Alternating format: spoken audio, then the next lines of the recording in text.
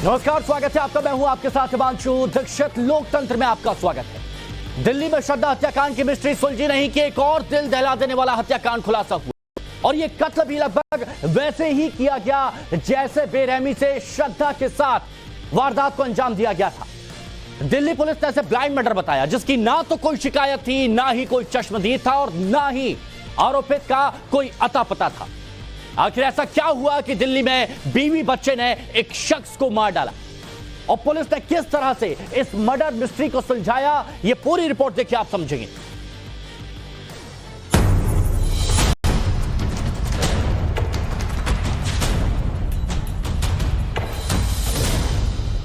अभी तक जो लग रहा है करीबन 10 टुकड़े किए हैं। खोपड़ी उसको इन्होंने लास्ट में इसीलिए किया कि उसकी पूरी जो है पहचान वगैरह मिट जाए, और उसको गड्ढे में डाला ताकि वो, तो इन्होंने अपनी तरफ से पूरी प्रिकॉशन। 6 तो मिल चुके हैं, इनका ये 8-10 पीसीज की कहने की बात है। ये दिल्ली में मर्डर की वो हॉरर थ्योरी है जिसमें कत्ल का तरीका बिल्कुल वैसा ही है जैसा श्रद्धा का। आफताब ने श्रद्धा के 35 टुकड़े किए तो अंजन के 10 टुकड़े किए गए। श्रद्धा का मर्डर आरी और चाकू से किया गया तो अंजन का कत्ल भी चाकू से किया गया। श्रद्धा की बॉडी के पार्ट्स को आफताब ने फ्रिज में छिपाया था तो अंजन की लाश के टुकड़े भी फ्रिज में रखे गए। आफताब ने श्रद्धा के 35 टुकड़ों को जंगल में फेंका तो अंजन के बॉडी पार्ट्स एक मैदान की झाड़ियों में फेंके गए। और सबसे बड़ी बात, श्रद्धा का कत्ल 6 महीने पहले हुआ था, ठीक उसी तरह अंजन का मर्डर भी 6 महीने पहले किया गया। हालांकि बस फर्क इतना है कि आफताब ने श्रद्धा का मर्डर शादी से बचने के लिए किया, जबकि अंजन की जान के दुश्मन उसकी बीवी और बेटा ही बन गए। हम जहां मौजूद हैं, ये वही ग्राउंड है जहां पर बॉडी के पार्ट्स को ठिकाने लगाया गया। 5 जून को पुलिस को सबसे पहले यहां से बॉडी के पार्ट्स मिले। उसके बाद रोजाना 5 दिन तक बॉडी के यहाँ से मिलते रहे, और उसके बाद पुलिस पूरे मामले की तफ्तीश कर रही थी। तफ्तीश के दौरान पुलिस को कोई सुराग नहीं मिल रहा था, लेकिन ये मामला साथ ही साथ क्राइम ब्रांच के पास भी पहुंचा। क्राइम ब्रांच भी इस पूरे मामले की तफ्तीश में जुटी। तफ्तीश के दौरान पता चला कि कहीं न कहीं अंजन दास जो कि मिसिंग है, उनके परिवार ने उनकी मिसिंग की कंप्लेन भी दर्ज नहीं करा रखी है, जिसके बाद शक होने पर पुलिस अंजन की पत्नी पूनम और उसके बेटे दीपक को हिरासत में लेती है। उससे पूछताछ किया जाता है, और पूछताछ करने के बाद इस पूरी वारदात के बारे में पुलिस को पता चलता है। पुलिस शाम को 5:30 पौने 6 के टाइम पे आ चुकी थी। 5:30 का केस था। हमने जब बॉडी देखी थी, यहाँ पे टांग और जांघें पड़ी हुई थी, उसके 15-20 मिनट बाद पुलिस आ चुकी थी, और उसके फिर सर्च ऑपरेशन करा गया। यहाँ पर पुलिस को कुछ भी नहीं मिला। अगले दिन यहाँ पे दीवार के सारे गर्दन मिली और कुछ उंगलियां मिली, और एक अगले दिन और तीसरे दिन वहाँ पे एक एल्बो मिली झाड़ियों में, यहाँ सर मिला, सॉरी हाथ मिला यहाँ पर हाँ जी, इस जगह पे हाथ मिला था। तीसरे दिन सुबह 5 बजे करीब। अच्छा, फिर कब मिला बॉडी के पार्ट्स? एक मिला था 5 जून को। इधर भी कहीं पे मिला था ना? इधर सर मिला था। इधर 6 जून को सर मिला था। अच्छा, इधर 9 जून को हाथ मिले थे। एक सीसीटीवी फुटेज 1 जून का है और दूसरा 2 जून का। इसमें एक शख्स दिख रहा है और उसके पीछे एक महिला है। ये शख्स किसी भारी भरकम चीज को उठाकर ले जा रहा है, और जब तक ये पार्क से बाहर नहीं आता तब तक महिला वहीं रहती है। पुलिस के मुताबिक लाश के टुकड़ों को इसी तरह पांडा नगर के रामलीला ग्राउंड में फेंक दिया गया, और फिर 5 दिनों तक चली छानबीन के बाद अंजन की बॉडी के 12 से 15 टुकड़े बरामद किए गए। अंजन दास फिर कल्याणपुरी में रहता था और एक लिफ्ट ऑपरेटर का काम करता था, और लास्ट में जो ये लेडी है पूनम के साथ वो रहता था। फिर इन्होंने पूनम और उसके साथ जो इसका लड़का है दीपक, इनसे पूछताछ की, जिसमें काफ़ी विरोधाभास आए। साइंटिफिक इंट्रोगेशन हुआ, कॉन्फ्लिक्टिंग इनके वर्जन्स थे, और बाद में इन्होंने डिस्क्लोज किया कि कैसे कैसे इन्होंने सारे इसको अंजाम दिया है। ये वही फ्रिज है जिसमें दीपक ने चाकू और दूसरे हथियार से अंजन के शव के टुकड़े कर छिपाया था। कुछ दिनों तक इस फ्रिज में बॉडी के टुकड़े रखने के बाद उसे फेंक दिया गया, और बाहर बदबू न जाए इसके लिए पूरे घर का पेंट करा दिया गया। मृतक अंजन दास त्रिलोकपुरी के इसी इलाके में रहता था। इस वक्त हम उसके जिस मकान में वो रह रहा था, उसी मकान में के बाहर हम मौजूद हैं। फर्स्ट फ्लोर पर अंजन दास जो है वो पत्नी पूनम के साथ यहाँ पर रहता था। बताया ये जा रहा है कि 5 से 6 साल पहले वो यहाँ पर आया और उसके बाद यहाँ पर वो रह रहा था। तस्वीरों के जरिए सबसे पहले हम आपको ये गली दिखाना चाह रहे हैं। ये गली आप देख सकते हैं कितना सकरी गली है, घनी आबादी है, तब लोग यहाँ पर रहते हैं। लेकिन जिस तरीके से अंजन दास की हत्या की गई और हत्या करने के बाद उसके बॉडी के, उसके शव के टुकड़े किए गए, उसे बाकायदा फ्रिज में रखा गया और उसके बाद उसे ठिकाने लगाया गया। इस खबर को सुनने के बाद इलाके के लोग पूरी तरीके से सन्न हैं। क्राइम ब्रांच की टीम ने खुलासा किया है कि 30 मई की शाम पूनम और दीपक ने अंजन दास को घर पर बुलाया। उसे शराब पिलाई गई जिसमें नशे की गोलियां भी थी। इसके बाद चाकू से मर्डर कर दिया गया। अगले दिन अंजन की लाश के 10 टुकड़े किए गए और फिर पॉलिथीन बैग में पैक करके फ्रिज में रख दिया गया था। दिल्ली पुलिस के लिए ये ब्लाइंड मर्डर था, क्योंकि ना तो किसी ने इसकी शिकायत की थी और न ही पुलिस आरोपी तक शुरुआत में पहुंच पाई। मामला क्राइम ब्रांच की टीम को ट्रांसफर किया गया, तो फिर डोर टू डोर जांच की गई और फिर पुलिस उन कातिलों के पास पहुंची जो अंजन दास के अपने ही थे, यानी पत्नी पूनम और उसका बेटा दीपक। सकरा, एकदम सकरी सीढ़ी यहाँ पर हम ये फर्स्ट फ्लोर है। अब तस्वीरों के जरिए हम आपको वो ये कमरा, 2 कमरे का ये पूरा फ्लैट है जिसमें अंजन दास रहता था पत्नी पूनम के साथ। बताया ये जा रहा है कि वारदात वाली रोज दीपक, जो कि पूनम का बेटा था, दीपक अपनी बहन को, चूंकि उसकी बहन जो है वो भी यहाँ पे रहती थी, बहन को अपने पत्नी के घर भेजता है। 30 मई की ये घटना बताई जा रही है। दिल्ली में दिला देने वाले इस हत्याकांड को अंजाम देने वाले आरोपियों का दावा है कि अंजन दास की दूसरी महिलाओं पर बुरी नजर थी। इसके अलावा वो सारी कमाई छीन लिया करता था। इसी के बाद मार्च और अप्रैल में मर्डर का प्लान बनाया, जिसे 30 मई को अंजाम दिया गया। बच्चों के साथ गलत कर रहा था। अच्छा। गलत नियत रखता था, इसीलिए करा मैंने। मैंने नहीं, मेरे बेटे ने करा।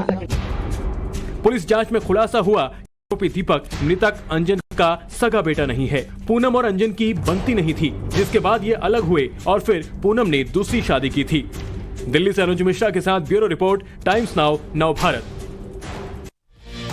और चलिए बात करेंगे मदरसे की। उत्तर प्रदेश के मदरसे की बात यहां पर की जाएगी। यूपी के मुख्यमंत्री योगी आदित्यनाथ ने ऐसा फैसला लिया कि जिसका असर सीधे तौर पर उत्तर प्रदेश के 6 लाख छात्रों पर पड़ने वाला है। और इस फैसले का सीधा मतलब यह समझिए, जो छात्र पहली क्लास से 8वीं तक उत्तर प्रदेश के मदरसों में पढ़ाई करते हैं, उन्हें स्कॉलरशिप नहीं मिलेगी। अब जाहिर है इससे मदरसा प्रेमियों को धक्का लगेगा। और यह पूरा मामला क्या है, इसकी वजह और मुस्लिम धर्मगुरु किस तरह से ऐतराज जता रहे हैं, वो इस रिपोर्ट में हम आपको बताते हैं।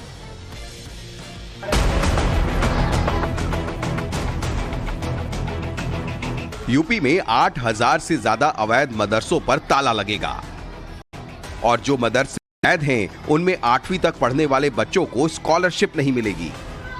ये योगी सरकार के वो 2 फैसले हैं जिसने मदरसा प्रेमियों को परेशान कर दिया है, विरोधियों को टेंशन दे दी है। क्योंकि सरकार शिक्षा पे खर्च नहीं कर रही। सरकार एक बड़े तबके को इस देश के जाहिल रखना चाहती है, जिससे वो उन पे रूल कर सके, धर्म का अफीम उनको चटा सके।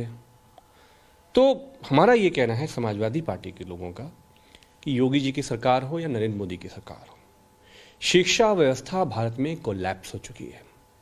मदरसा, क्योंकि वो मिनिस्ट्री ऑफ माइनॉरिटी अफेयर्स के अपने बहुत सारे बजट्स हैं, जो पैसे जाते रहे हैं, क्योंकि मदरसा बोर्ड सरकार से मान्यता प्राप्त का मतलब ये तो नहीं है कि आप वहाँ बस्ता दे रहे हैं, झोला दे रहे हैं, किताबें दे रहे हैं, मोजे दे रहे हैं, आप टीचर्स दे रहे हैं। यूपी सरकार के इस फैसले का असर मदरसों में पढ़ाई करने वाले 6 लाख छात्रों पर पड़ेगा। पहली से 5वीं तक के विद्यार्थियों को 1,000 रुपए स्कॉलरशिप के मिलते थे, जबकि 6ठी से 8वीं तक के पढ़ने वाले छात्रों को छात्रवृत्ति राशि अलग अलग थी। हालांकि दोपहर का भोजन, यूनिफॉर्म और किताबें मुफ्त में मिलना जारी रहेंगी। गौर करने वाली बात यह है कि इस सिलसिले में 15 नवंबर तक आवेदन भी मांगे गए थे और संस्थानों से वेरीफाई होने के बाद फॉरवर्ड भी कर दिए गए, मगर अचानक ही ये प्रक्रिया रोक दी गई। यूपी सरकार के इस फैसले से 9वीं और 10वीं में पढ़ने वाले छात्रों को अलग रखा गया है।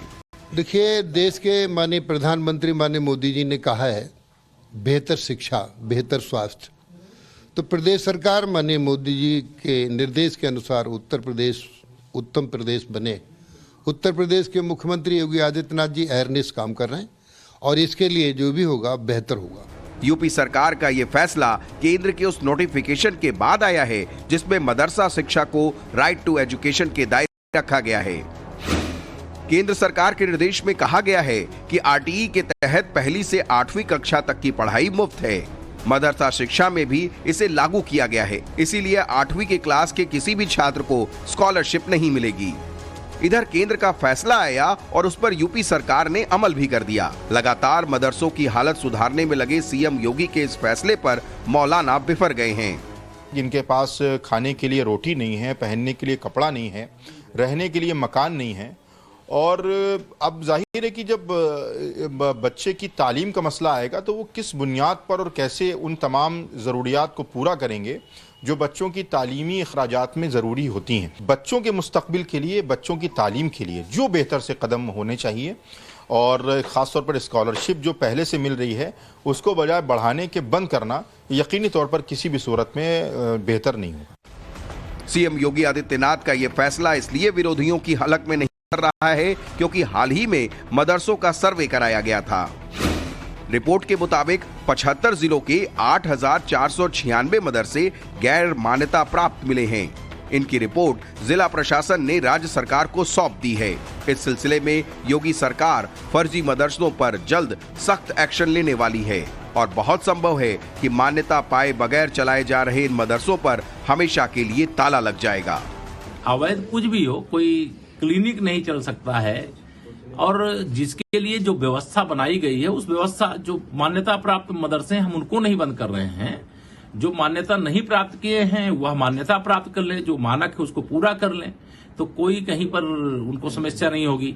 लेकिन अवैध तरीके से अब उत्तर प्रदेश में अवैध शब्द के लिए जगह नहीं। सूत्रों का दावा है योगी सरकार बॉर्डर से सटने वाले मदरसों पर भी खास नजर बनाए हुए है। इन मदरसों को अवैध फंडिंग किए जाने के इनपुट मिल रहे हैं, यानी हर तरह से योगी सरकार का अवैध मदरसों पर डंडा चल रहा है और अब 8वीं तक के छात्रों को स्कॉलरशिप नहीं मिलेगी। लखनऊ से मनीष यादव के साथ ब्यूरो रिपोर्ट, टाइम्स नाउ नव भारत। और लोकतंत्र में वक्त चला एक बहुत छोटा सा ब्रेक का, जल्द लौटेंगे, कहीं मत जाइएगा।